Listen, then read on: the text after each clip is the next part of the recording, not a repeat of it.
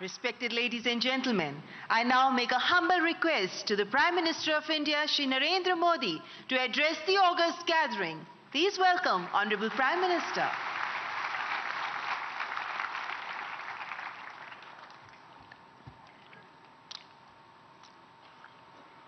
केंद्रीय मंत्रिमंडल के मेरे साथी अश्विनी वैष्णव जी, राजीव चंद्रशेखर जी,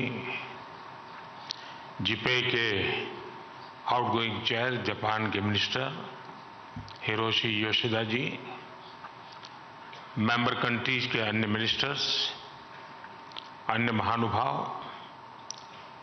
देवी और सज्जनों, ग्लोबल पार्टनरशिप और आर्टिफिशियल इंटेलिजेंस समिट में मैं आप सभी का स्वागत करता हूं। मुझे खुशी है कि अगले साल भारत इस समिट की अध्यक्षता करने जा रहा है। ये समिट एक ऐसे समय हो रही है जब एआई को लेकर पूरी दुनिया में बहुत बड़ी डिबेट छिड़ी हुई है। इस डिबेट से पॉजिटिव और नेगेटिव हर प्रकार के एस्पेक्ट्स सामने आ रहे हैं। इसलिए इस समिट से जुड़े प्रत्येक देश पर बहुत बड़ा दायित्व है। बीते दिनों में मुझे अनेक पॉलिटिकल एंड इंडस्ट्री लीडर से मिलने का अवसर मिला है। मैंने उनसे मुलाकात में भी इस समिट की चर्चा की है। एआई के प्रभाव से वर्तमान और आने वाली पीढ़ियां कोई भी छूटी नहीं है। हमें बहुत सतर्कता के साथ, बहुत सावधानी के साथ आगे बढ़ना है। और इसलिए मैं समझता हूं इस समिट से निकले विचार, इस समिट से निकले सुझाव पूरी मानवता की जो मूलभूत मूल्य है उसकी रक्षा और उसको दिशा देने का काम करेंगे। फ्रेंड्स, आज भारत एआई टैलेंट और एआई से जुड़े न्यू आइडियाज का सबसे प्रमुख प्लेयर है। भारत के युवा tech experts, researchers AI limits को एक्सप्लोर कर रहे हैं। भारत में हम एक बहुत ही जोश से भरी हुई एआई इनोवेशन स्पिरिट देख रहे हैं। यहां आने से पहले मुझे एआई एक्सपो में जाने का अवसर मिला। आर्टिफिशियल इंटेलिजेंस कैसे जीवन बदल सकती है, ये हम इस एक्सपो में देख सकते हैं। युवा एआई इनिशिएटिव के तहत चुने गए युवाओं के आइडियाज को देखकर मुझे ज्यादा खुशी होना बहुत स्वाभाविक भी था। ये युवा टेक्नोलॉजी के द्वारा सामाजिक बदलाव लाने का प्रयास कर रहे हैं। भारत में एआई से जुड़े सॉल्यूशंस की चर्चा तो अब गांव-गांव तक पहुंच रही है। हाल ही में हमने एग्रीकल्चर में एआई चैटबॉट को लॉन्च किया। इससे किसानों को अपने एप्लीकेशन स्टेटस, पेमेंट डिटेल्स और गवर्नमेंट स्कीम्स से जुड़े अपडेट्स जानने में मदद मिलेगी।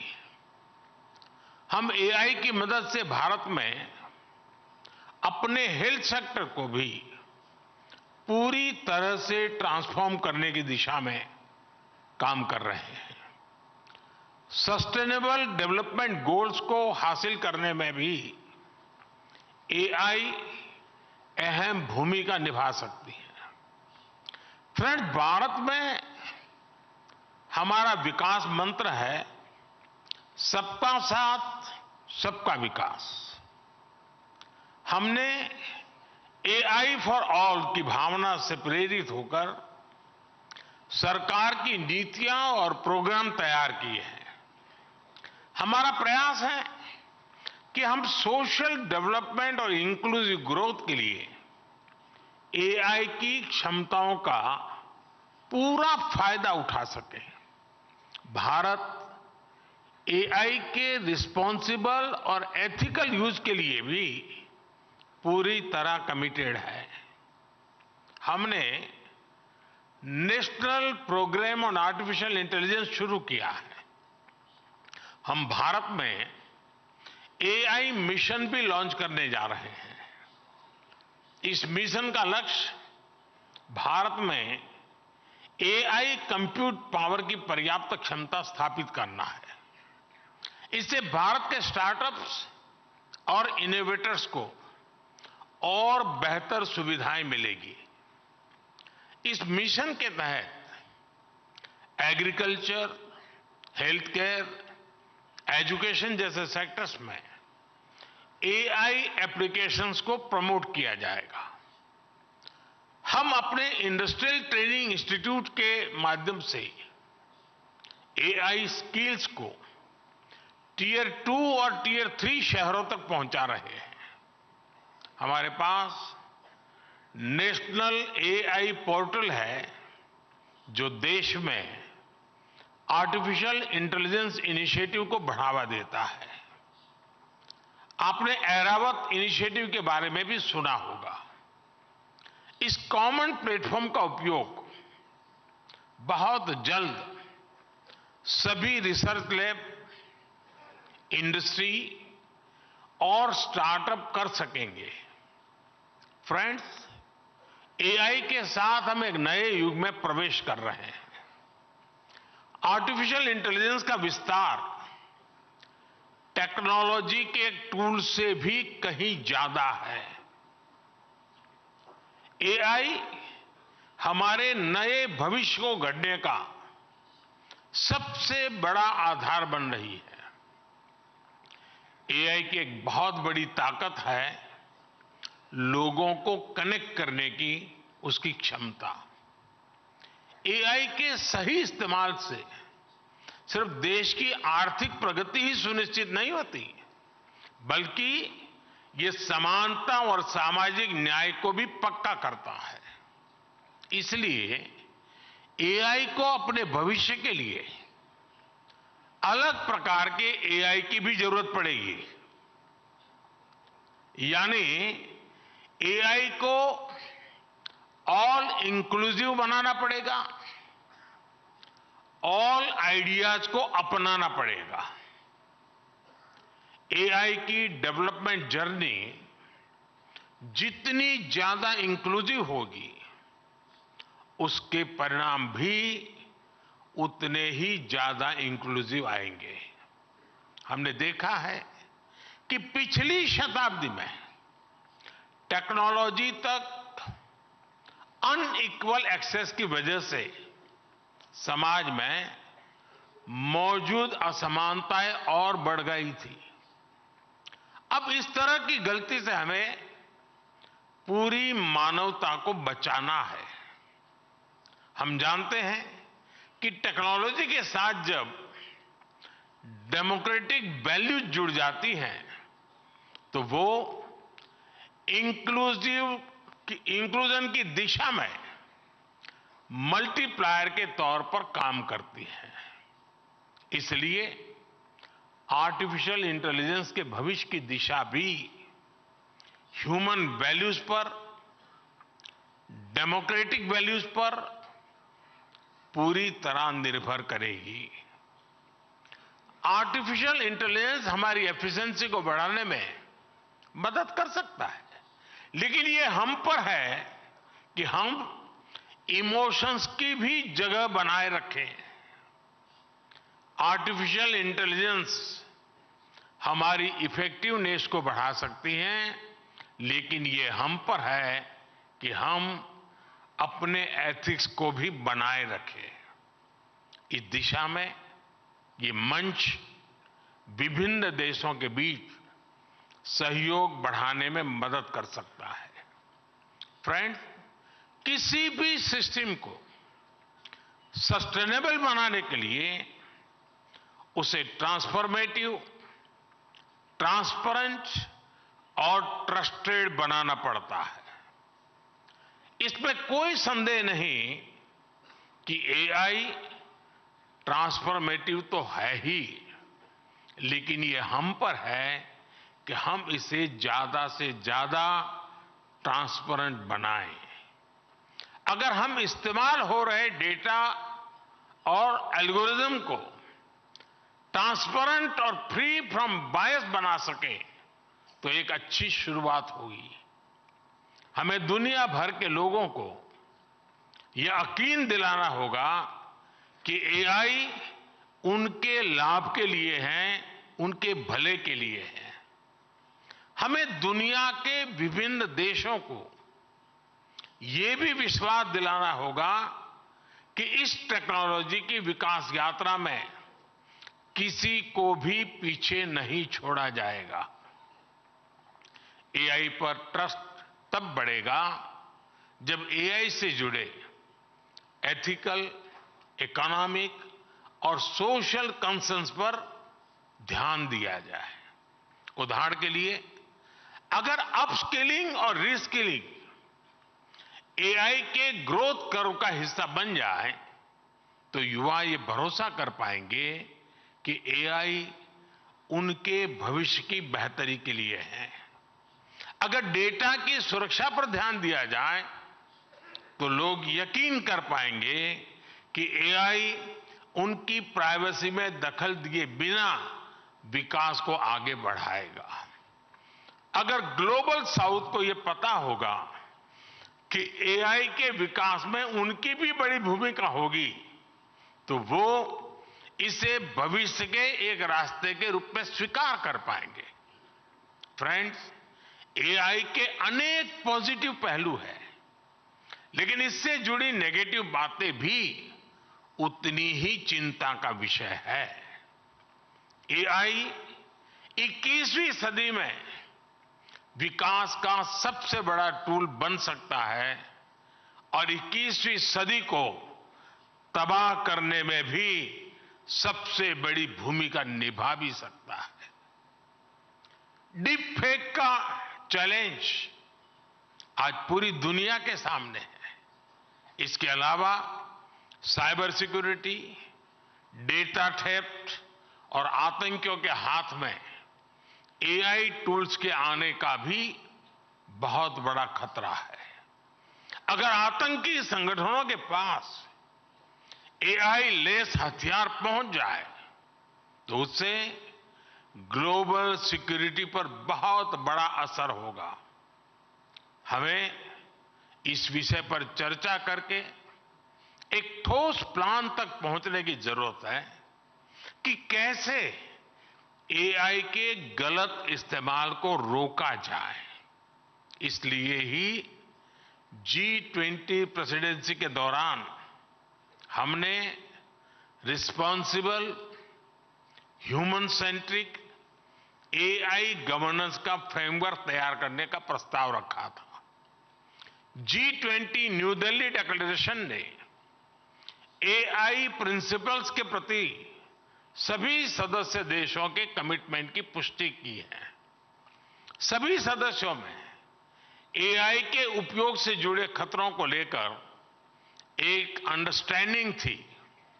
जिस तरह हमारे पास विभिन्न अंतर्राष्ट्रीय मुद्दों के लिए समझौते और प्रोटोकॉल्स है, उसी तरह हमें एआई के एथिकल यूज के लिए मिलकर ग्लोबल फ्रेमवर्क तैयार करना होगा। इसमें हाई रिस्क या फ्रंटियर एआई टूल्स की टेस्टिंग और डिप्लॉयमेंट के लिए प्रोटोकॉल भी शामिल होगा। इसके लिए कन्विक्शन, कमिटमेंट, कोऑर्डिनेशन और कोलैबोरेशन की सबसे अधिक जरूरत है। हमें मिलकर ऐसे कदम उठाने ही होंगे जिससे एआई का रिस्पॉन्सिबल यूज सुनिश्चित हो सके। आज इस समिट के माध्यम से भारत पूरे वैश्विक जगत का आह्वान करता है कि इस दिशा में हमें अब एक पल भी गंवाना नहीं है। इस साल में अब कुछ ही दिन बचे हैं, नया साल आने ही वाला है। हमें एक तय समय सीमा के भीतर ग्लोबल फ्रेमवर्क को पूरा करना ही होगा। मानवता की रक्षा के लिए ये किया जाना बहुत ही जरूरी है। फ्रेंड्स, एआई सिर्फ एक नई टेक्नोलॉजी ही नहीं है, ये एक वर्ल्ड वाइड मूवमेंट बन गई है। इसलिए हम सभी का मिलकर काम करना बहुत ही आवश्यक है।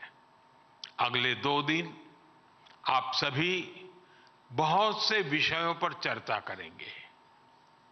मैं तो जब भी किसी एआई एक्सपर्ट से मिलता हूं तो अपने सवाल और सुझाव रोक नहीं पाता। आज आप एक्सपर्ट से बातें करते हुए भी कई बातें मेरे मन में आ रही हैं। हमें ये सोचना होगा कि एआई जनरेटेड इंफॉर्मेशन की क्रेडिबिलिटी को कैसे बढ़ाया जा सकता है। ऐसे क्या डेटा सेट्स हो सकते हैं जिनके उपयोग से हम एआई टूल्स को ट्रेन और टेस्ट कर सकें। किसी एआई टूल को मार्केट में रिलीज करने से पहले कितना टेस्ट करना चाहिए, इस पर भी जरूर सोचना चाहिए। क्या हम कोई सॉफ्टवेयर वाटरमार्क इंट्रोड्यूस कर सकते हैं जो ये बताएं कि ये इंफॉर्मेशन या प्रोडक्ट एआई जनरेटेड है। इससे जो व्यक्ति एआई जनरेटेड इंफॉर्मेशन का इस्तेमाल करेगा उसे उसकी लिमिटेशंस के बारे में पता रहेगा। एक बात मैं भारत में केंद्र सरकार और राज्य सरकार के दिग्गजों से भी कहूंगा, सरकारों के पास योजनाओं से जुड़ा विभिन्न तरह का डेटा होता है। इसका उपयोग एविडेंस बेस्ड डिसीजन मेकिंग में कैसे कर सकते हैं? क्या हम ऐसे डेटा का एआई टूल को ट्रेन करने में उपयोग कर सकते हैं? क्या हम एक ऐसा ऑडिट मैकेनिज्म स्थापित कर सकते हैं जिसमें एआई टूल्स को उसकी क्षमता के आधार पर रेड, येलो या ग्रीन में कैटेगराइज किया जा सके? क्या हम एक इंस्टीट्यूशनल मैकेनिज्म स्थापित कर सकते हैं जो रेजिलिएंट एम्प्लॉयमेंट को सुनिश्चित करे? क्या हम standardized global AI education curriculum ला सकते हैं? क्या एआई ड्रिवन फ्यूचर के लिए लोगों को तैयार करने के स्टैंडर्ड तय कर सकते हैं? ऐसे अनेक सवालों पर सरकार से जुड़े लोग और आप सभी एक्सपर्ट्स जरूर विचार करें। फ्रेंड्स, आप जानते हैं कि भारत में सैकड़ों भाषाएं बोली जाती हैं, हजारों बोलियां हैं। डिजिटल इंक्लूजन को बढ़ाने के लिए एआई की मदद से स्थानीय भाषा में डिजिटल सर्विसेज कैसे उपलब्ध कराई जा सकती हैं, इस बारे में भी सोचें। जो भाषा अब नहीं बोली जाती उसे एआई की मदद से कैसे रिवाइव किया जा सकता है, इस पर भी काम करें। संस्कृत भाषा का नॉलेज बेस और लिटरेचर बहुत समृद्ध है, उसे एआई की मदद से कैसे आगे बढ़ाया जा सकता है, इस पर भी सोचें।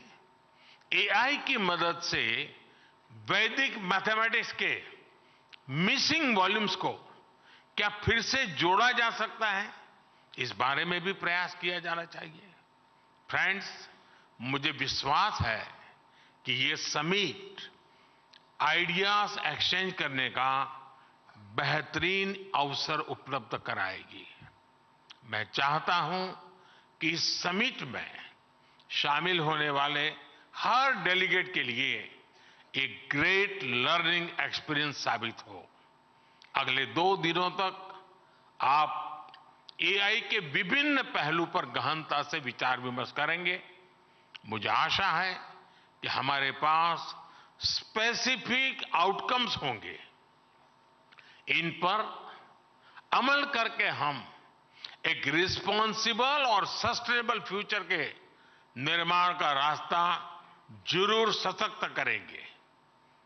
आप सभी को मेरी बहुत बहुत शुभकामनाएं हैं। बहुत बहुत धन्यवाद। नमस्कार।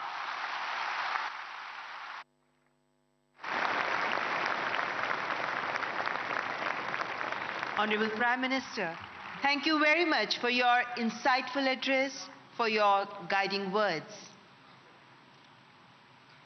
We thank Honorable Prime Minister for his gracious presence.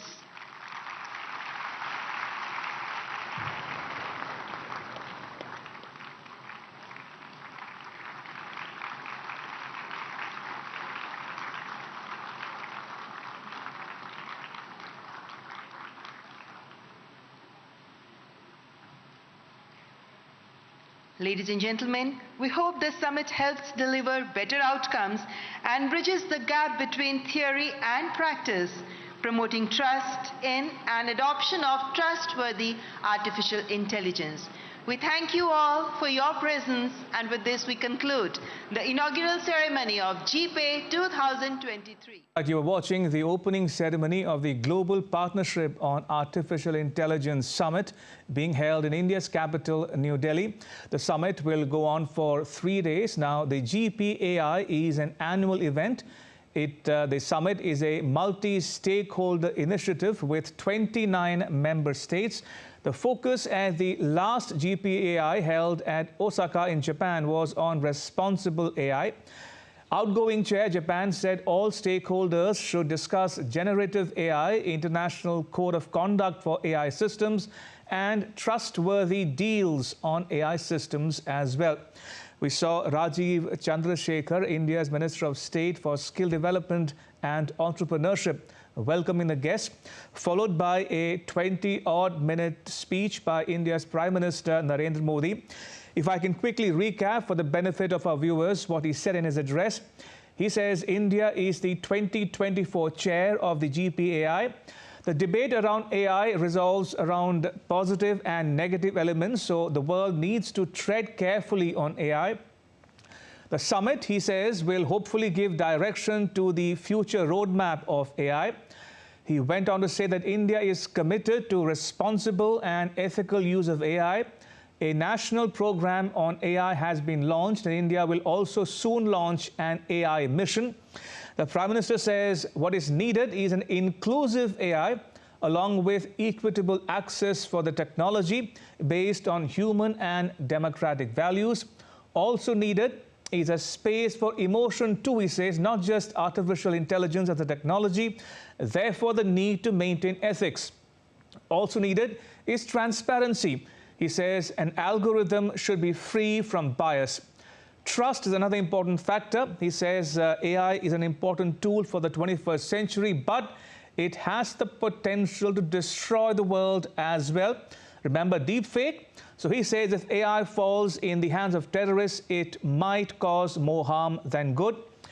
India, he says, had proposed a framework for governing AI at the G20 summit held in New Delhi this year. And a global framework for ethical use of AI is also needed, and a protocol for deployment and testing of AI too. He says there is not a moment to lose within a specific time frame. He says the world must draw up a global framework for AI. He says AI has become a worldwide movement. It is not just a technology. Credibility is another important factor. He says we could discuss or propose a watermark to warn users that a product is AI generated or not. And last but not the least, he proposed a global curriculum for AI and to revive ancient Indian languages and Vedic mathematics in particular using artificial intelligence.